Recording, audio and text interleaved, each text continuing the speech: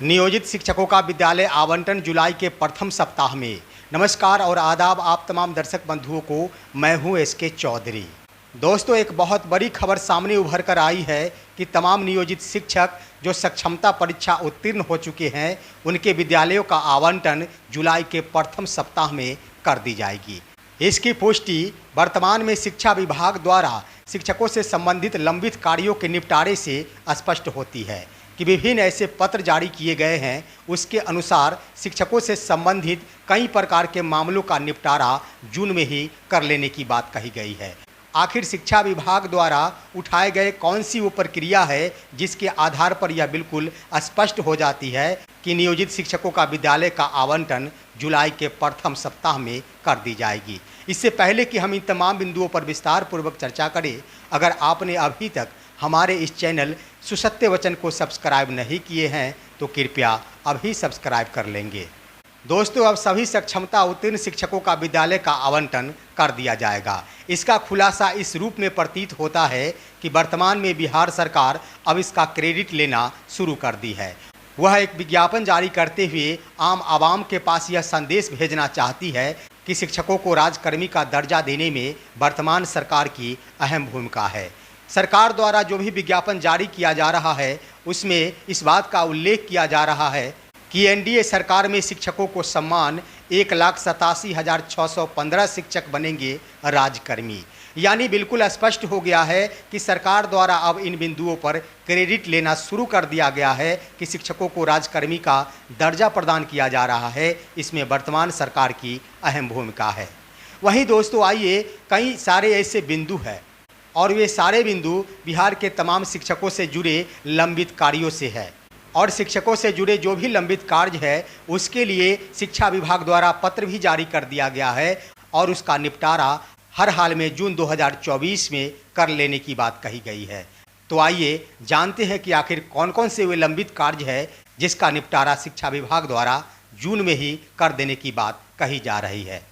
दोस्तों, आप सभी अवगत है कि बीते 2 दिन पहले एक पत्र जारी किया गया है जिसमें इस बात का उल्लेख किया गया है कि सभी कोटियों के शिक्षकों का स्थानांतरण की प्रक्रिया स्थगित रहेगी।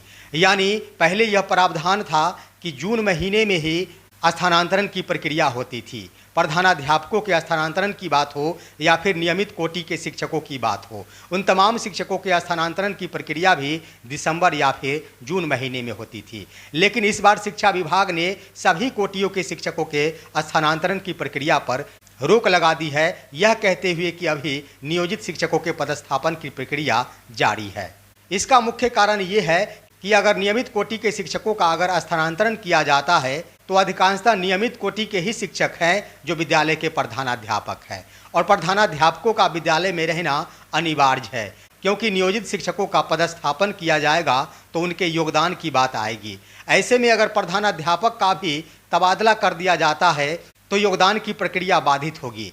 इसलिए फिलहाल सभी कोटियों के शिक्षकों के लिए स्थानांतरण की प्रक्रिया पर रोक लगा दी गई है और पहले नियोजित शिक्षकों का पदस्थापन की प्रक्रिया संपन्न होगी, उसके बाद ही अन्य स्थानांतरण की प्रक्रिया संचालित की जा सकती है।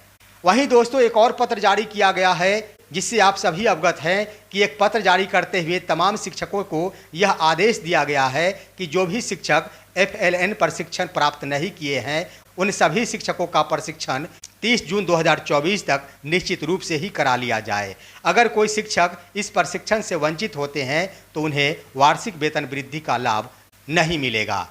यानी यह पत्र जारी करते हुए तमाम प्रकार के शिक्षकों के प्रशिक्षण की प्रक्रिया जून में ही करा लेने की बात कही गई है, क्योंकि जुलाई के प्रथम सप्ताह में जब शिक्षकों का पदस्थापन हो जाएगा, वे सभी के सभी शिक्षक अब शिक्षण कार्य में लग जाएंगे और उनके प्रशिक्षण की कोई आवश्यकता नहीं रह जाएगी। इसलिए ही यह डेडलाइन निर्धारित किया गया है कि सभी कोटियों के शिक्षकों का प्रशिक्षण 30 जून 2024 तक निश्चित रूप से करा लिया जाए। वहीं दोस्तों, एक अहम पत्र जारी किया गया है कि तमाम जिलों से रिक्तियों की मांग विषयवार और कोटिवार 25 जून 2024 तक शिक्षा विभाग को उपलब्ध करा दिया जाए। यानी 25 जून 2024 तक जो भी छात्र अनुपात में रिक्तियां हैं, चाहे वो विषयवार हो चाहे वो स्वीकृत बल के आधार पर हो, हर बिंदुओं की रिक्तियां शिक्षा विभाग को 25 जून 2024 तक अवश्य प्राप्त हो जानी चाहिए, ताकि 25 जून के बाद शिक्षकों के विद्यालय के आवंटन की प्रक्रिया शुरू कर दी जाए। दोस्तों, संभव ये भी प्रतीत हो रहा है कि 30 जून तक ही तमाम शिक्षकों का विद्यालय का आवंटन कर दिया जाए और 1 जुलाई 2024 से सभी शिक्षकों को नव पदस्थापित विद्यालय में कार्य करने हेतु पत्र निर्गत कर दिया जाए। इसके लिए काउंसलिंग की बात कही जाए तो संभव ये जताई जा रही है कि विद्यालय खुलने के बाद 20 जून 2024 तक निश्चित रूप से काउंसलिंग संबंधी पत्र जारी कर दिया जाएगा और 1 सप्ताह के अंदर सभी शिक्षकों की काउंसलिंग की प्रक्रिया संपन्न करा ली जाएगी। और दोस्तों, बातें आती है कि शिक्षा मंत्री से जब सवाल पूछा गया था कि क्या सभी कोटियों के शिक्षकों का पदस्थापन एक साथ होगा, तो उन्होंने स्पष्ट लहजे में कहा था कि इसके लिए बैठक की आवश्यकता है और बैठक में इसका निर्णय लिया जाएगा। लेकिन संभव ये प्रतीत हो रहा है कि सक्षमता परीक्षा फेज 2 का आयोजन कर लिया जाए, उसके बाद ही सभी कोटि के शिक्षकों का एक साथ पदस्थापन किया जाए।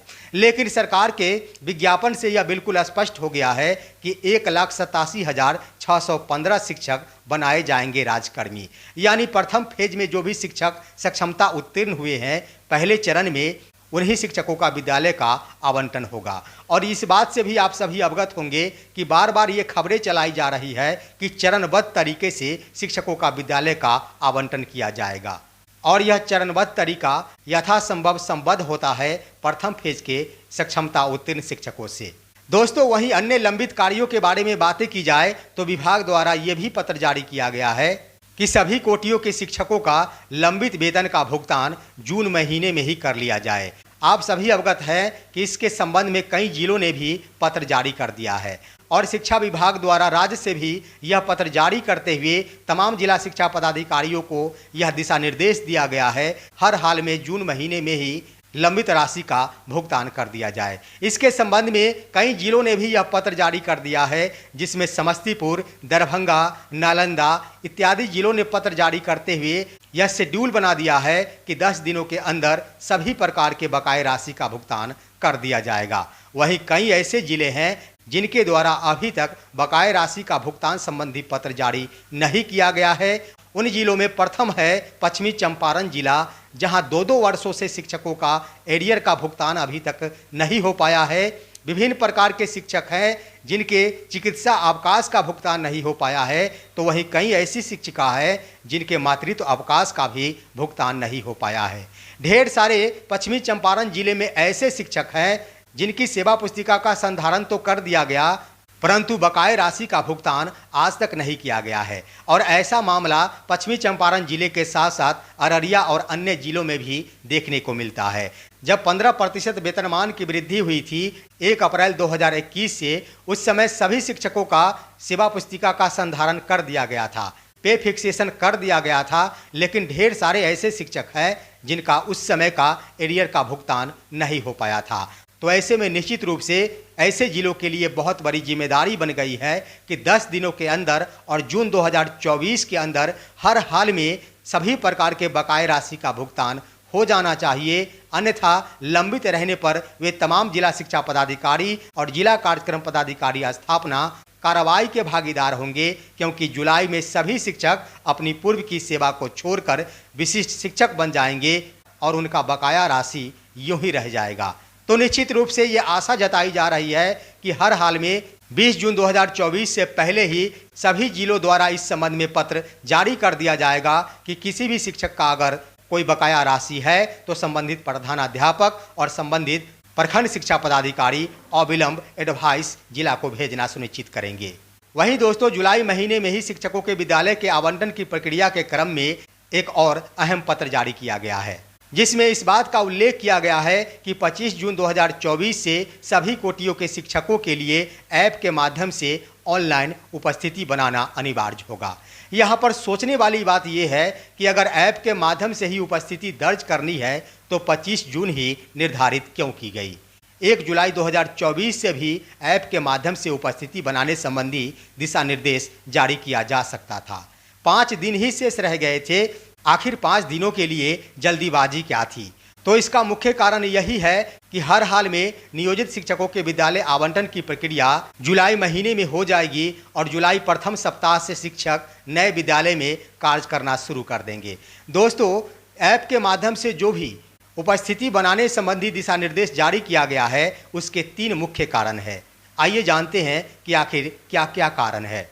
उसका प्रथम एक कारण है कि जब भी शिक्षकों के योगदान की बारी आती है उस समय 2 या 3 या फिर 1 सप्ताह का वक्त दिया जाता है कि इतने दिनों के अंदर सभी शिक्षक योगदान कर लेंगे। उस समय प्रायः यह देखा जाता है कि शिक्षक 2-4 दिन विलंब से जाते हैं और बैक डेट में अपनी उपस्थिति बनाते हैं, यानी योगदान करने बाद में जाते हैं और योगदान की तिथि पूर्व हो जाती है। और बिहार में एक साथ 1,87,615 शिक्षकों का विद्यालय का आवंटन होगा। अगर ऐसे ही विलंब किया जाता है सभी शिक्षकों के द्वारा तो निश्चित रूप से विद्यालय की शैक्षणिक व्यवस्था बहुत हद तक प्रभावित हो जाएगी। इसीलिए तमाम शिक्षक उसी दिन विद्यालय में पहुंचे जिस दिन उनको योगदान करना है और हर हाल में योगदान संबंधी उनका प्रमाण ऐप के माध्यम से उपस्थिति ही होगी। इसके लिए ही 25 जून से ही ऐप के माध्यम से उपस्थिति बनाने का दिशा निर्देश दिया गया है। वहीं दोस्तों दूसरे बिंदु पर हम बात करें तो इसका मुख्य कारण ये है कि शिक्षकों के मन में इस बात का रोष पैदा ना हो कि विशेष शिक्षक बनाए जाने के बाद उन पर नकेल कसी जा रही है। शिक्षक के मन में यह भ्रम उत्पन्न कदापि नहीं हो कि राजकर्मी का दर्जा तो बना दिया गया, लेकिन राजकर्मी बनाते ही नकेल कसना प्रारंभ कर दिया गया, क्योंकि इसके लिए सरकार भी क्रेडिट लेना चाहती है। वहीं दोस्तों ऐप के माध्यम से उपस्थिति बनाने का अहम कारण ये है कि अधिक से अधिक शिक्षक विशिष्ट शिक्षक के रूप में योगदान करें। सरकार और शिक्षा विभाग भली भांति ये समझ चुकी है कि अगर शिक्षकों के अनुरूप विद्यालय का आवंटन नहीं होता है, शिक्षकों को अगर ज़्यादा परेशानियों का सामना उठाना पड़ता है, तो ढेर सारे ऐसे शिक्षक होंगे जिनकी संख्या हजारों या फिर 1 लाख के आसपास हो सकती है। वे तमाम शिक्षक विशिष्ट शिक्षक के रूप में योगदान नहीं करेंगे, लेकिन अधिक से अधिक शिक्षक विशिष्ट शिक्षक का पद योगदान करे, इसके लिए पहले ही ऐप के माध्यम से उपस्थिति दर्ज करने की बात कह दी गई है। क्योंकि जहां भी शिक्षक रहेंगे उनको हर हाल में ससमय विद्यालय में रहना होगा और ऑनलाइन उपस्थिति दर्ज करना होगा। उपस्थिति ही नहीं, विरमण भी ऑनलाइन ही दर्ज करना होगा। इसके लिए शिक्षक ये सोचेंगे कि आखिर नियोजित भी रहेंगे फिर भी हमें ससमय उपस्थित रहना ही होगा और निर्धारित समय के बाद ही विद्यालय से घर जाना होगा। और सरकार और शिक्षा विभाग के पास ये खबरें जा रही है कि नियोजित शिक्षक इसलिए नए विद्यालय में नहीं जाना चाहते हैं कि उनके द्वारा समय पर विद्यालय नहीं पहुंचा जाता है और ना ही निर्धारित अवधि तक विद्यालय का कार्य किया जाता है। इस कारण से शिक्षा विभाग पहले ही ऐप के माध्यम से शिक्षकों की उपस्थिति अनिवार्य कर दी है, ताकि शिक्षकों के मन में ये बैठ जाए कि जहां कहीं भी हो शिक्षकों को ससमय विद्यालय में रहना होगा। इसलिए विशिष्ट शिक्षक के रूप में ही योगदान कर लिया जाता है, फिर भी कोई हर्ज नहीं है। तो इन बिंदुओं से बिल्कुल स्पष्ट हो रहा है कि शिक्षा विभाग द्वारा शिक्षकों से संबंधित जो भी लंबित कार्यों का निपटारा किया जा रहा है या फिर शिक्षकों में आदत बनाने की प्रक्रिया जारी है, उससे स्पष्ट हो गया है कि शिक्षकों का नया विद्यालय का आवंटन जुलाई के प्रथम सप्ताह में निश्चित रूप से कर दी जाएगी और चरणबद्ध तरीके से पहले प्रथम फेज के सक्षमता उत्तीर्ण शिक्षकों का विद्यालय का आवंटन होगा। और रही बात प्रधानाध्यापक की, तो 28 और 29 जून 2024 प्रधान शिक्षक और प्रधानाध्यापक की परीक्षा का आयोजन किया गया है। इस निर्धारित तिथि को भी अगर परीक्षा का आयोजन किया जाता है फिर भी शिक्षक पहले विशिष्ट शिक्षक के रूप में योगदान करेंगे, उसके बाद ही प्रधान शिक्षक बनकर नए विद्यालय में योगदान देंगे।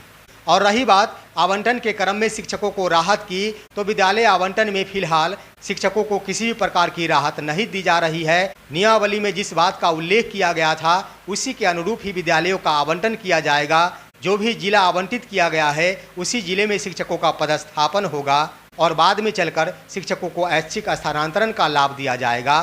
फिलहाल पूर्व की तरह ही विद्यालय का आवंटन होगा। तो दोस्तों ये थे आज के अहम विश्लेषण। आप सभी हमारे इस वीडियो को लाइक करेंगे, साथ ही साथ इन तमाम बिंदुओं पर आप सभी का क्या राय है अपना कमेंट भी अवश्य देंगे। और अब दीजिए अपने ही दोस्त SK चौधरी को इजाज़त। जय हिंद, जय भारत।